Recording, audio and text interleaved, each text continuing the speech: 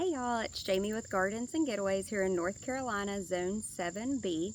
I'm sure you all have heard the old adage or old saying, oh, you spent all that money just to grow a 25-cent tomato. Well, somebody said that to me this summer before I kind of started my garden, or I guess back in the spring, and it got me thinking, you know what? I'm going to keep up with what I grow this year and how much money it saved me.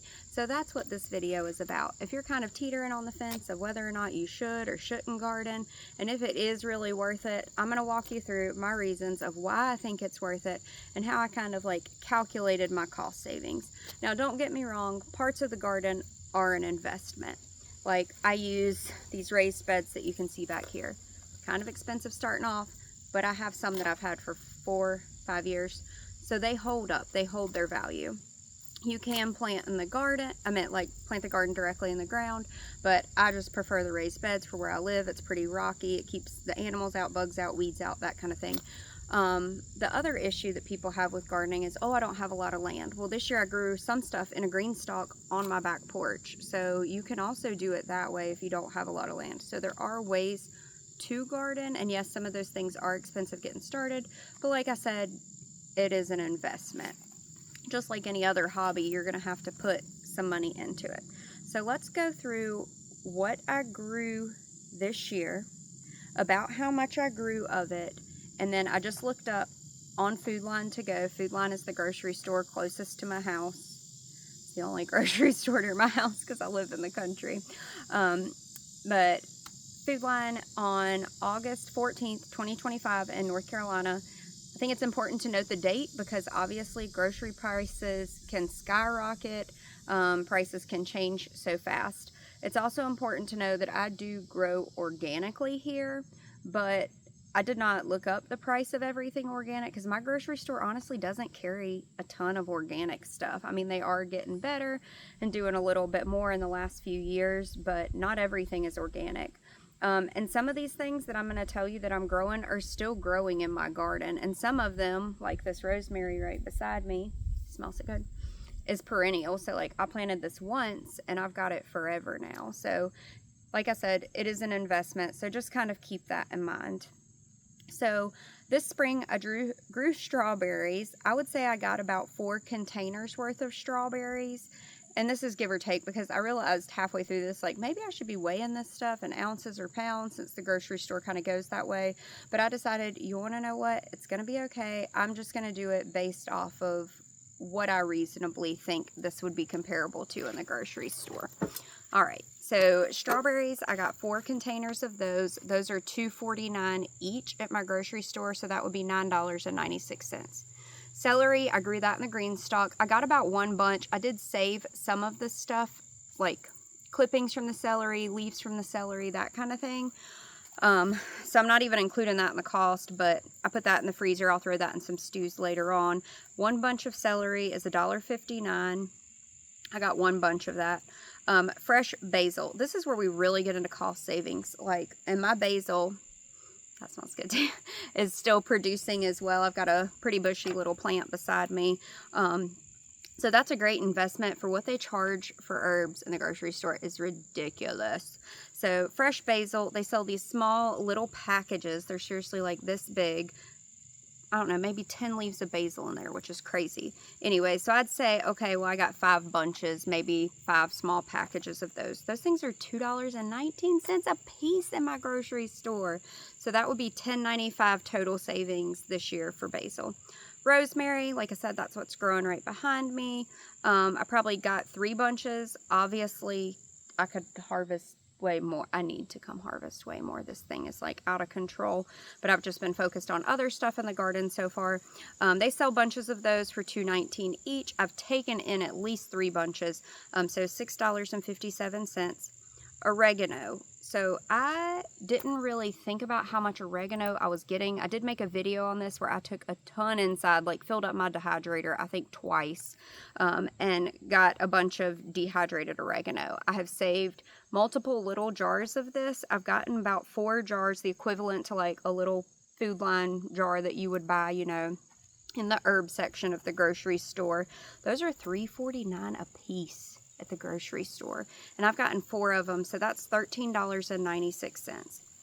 Parsley, fresh, I have taken in 2 bunches that I've used like just directly while cooking, $1.19 each, so that would be $2.38. Parsley dried, once again, like a little herb jar. I've probably got about 1 herb jar of that dried, $3.28. Eggplant, this is where we kind of get into the pounds versus number, because in the grocery store you pay per pound. My eggplants, I would say, are probably over a pound. They were all about this size. I did only get 3 of those. I've got more flowers on my eggplant though, so I'm going to get more. But anywho, so we'll just say $1.59 each, even though really in the grocery store you're going to pay $1.59 a pound. So 3 of those, $4.77. That brings me to my next section, talking about pounds versus individual. And I really struggled with how to calculate this, because this summer I grew Roma tomatoes, Cherokee purples, Rutgers Better Boys, and pink brandywines.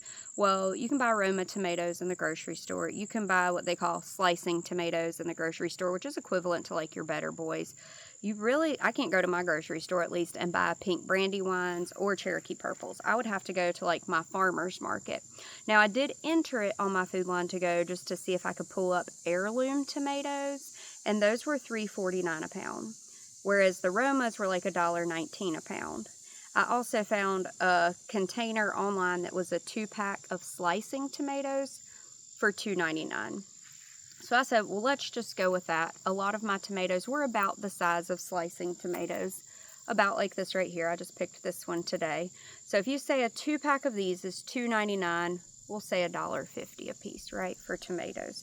But really, I grew a ton of heirloom tomatoes that are $3.49 a pound. Some of those got to be like this big, so you know it's more. So it's very hard to calculate this.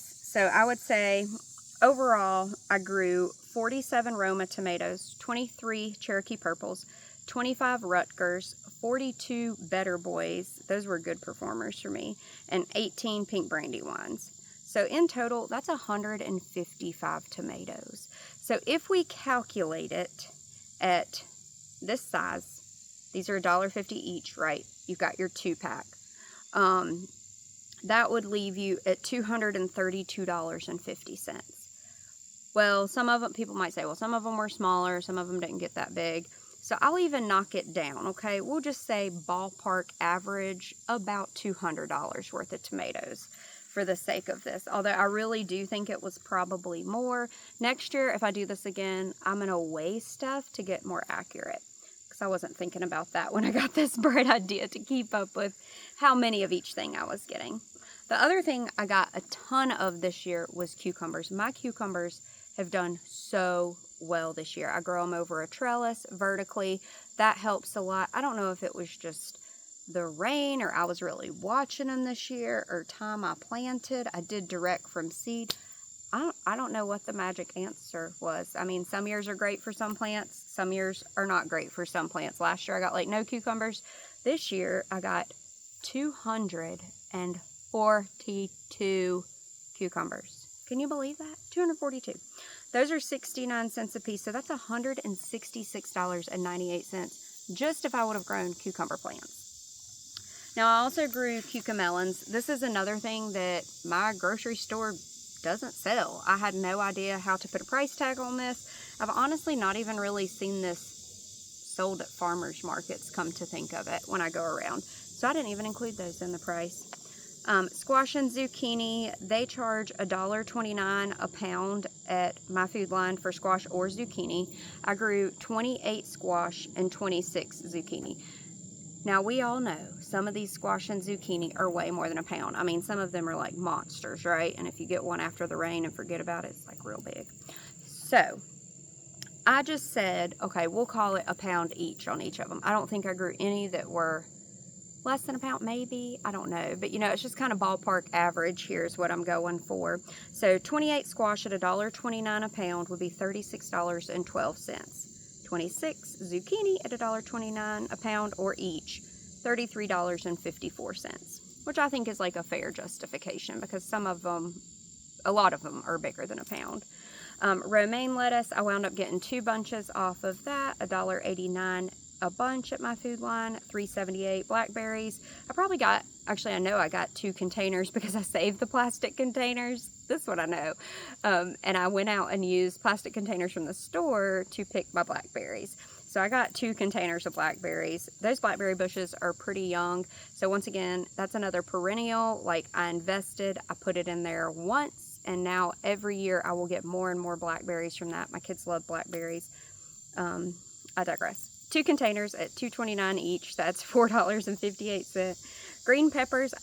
Now, getting into my peppers, I am still getting quite a few peppers, actually. I've pulled, you may have seen another video, I pulled my marigolds from around my peppers. They were kind of choking them out, so I'm still getting peppers over there. But as of now, I've gotten 7 green peppers, 69 cents a piece. That's $4.83. Banana peppers, I can't get those at my food line. So I did see that like jalapeno peppers and these little like bags of snack peppers are $1.19 a pound. So banana peppers, I've gotten 15 of those. So let's say that's probably like 2 pounds, maybe 2 of those little snack packs of peppers. $1.19 each. That's $2.38. Jalapenos, I've gotten 27 so far. So I said, okay, maybe that's like 3 of those, 3 pounds. I don't know. I'm just kind of ballparking it here. $1.19 each, so that'd be $3.57. The snack peppers, 1 bag of those, maybe 1 pound of those, $1.19. Cantaloupe, I did get 2 cantaloupe. Those are $3.79 each at my food line, so $7.58. Okra, I've gotten 24 okras so far. They sell 8-ounce packages of fresh okra for $2.99. So let's just say I got 2 8-ounce packages, $5.98. In doing all of that, that would be a total from May. May was when I first picked my strawberries. I went back and looked at my pictures. May 8th to be exact, was when I first started getting fruit and vegetables in. So from May to August, so that's 3 months of growing, just my vegetables and edibles, that's $523.99. And like I said, that's me probably calling it a little bit less than what it actually is, because I did not look up organic prices for this, and I grow organic. And we all know that organic foods are like $1 more for everything you buy. So with that being said, $523.99 in vegetables. It also does not include what I threw to my chickens. So if I came out here and there was a cucumber that got too big, or something that was already starting to rot on the vine, you know, a tomato that was like bad on the backside, I just chucked it over the fence to my chickens. So I did not include that in the price. I'm also feeding my animals too. Now, in doing all this, I also grow flowers. You can see these zinnias behind me, still producing. I've been saving seed from those. I saved seed from my marigolds. I saved seed from my sunflowers. I've saved cilantro seed. I've saved cantaloupe seed. I didn't put my cantaloupe seed on here now that I'm thinking about it. Anyways, this is another thing where it's like, well, how do you price that, right? Because some seed packs are like $4 a piece. Some seed packs you can get at the Dollar Tree for like $1 a piece. So I'm just going to call it right down the middle, kind of like I did my tomatoes. Try to make the math easy, just to say a roundabout ballpark of savings that I've had this year. So let's say seeds are $2 a pack. I think that's fair. A lot of seeds are pretty close to that. Most of them are more, but a lot of them are pretty close. Cilantro, I've gotten at least 2 packs of seeds. I have like a jar this big full of seeds. Sunflower seeds, I actually have a mason jar, like a big mason jar full of sunflower seeds. So let's say that would make me 10 flower packs. So that would be at $2 a piece, 20 bucks. Same with my zinnias and my marigolds. I have mason jars full of seeds, still getting seeds. But let's just say $20 worth of seeds for each of these. I have made some flower arrangements as well for my garden this year. I've given them to, you know, my mother-in-law. I've brought them inside. I've given them to friends. I've taken them to work just to sit on the desk. I would say 5.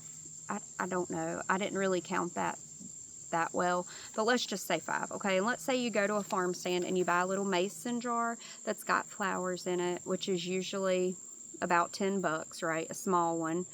Probably more expensive once again if you went to the grocery store, but let's just call it $10 a piece. So that would be 5 of those, 50 bucks. So from my seeds and my flowers alone, we'll just say $114. Seeds and flowers. that I've saved. So in total, groceries with seeds, with flowers, $637.99.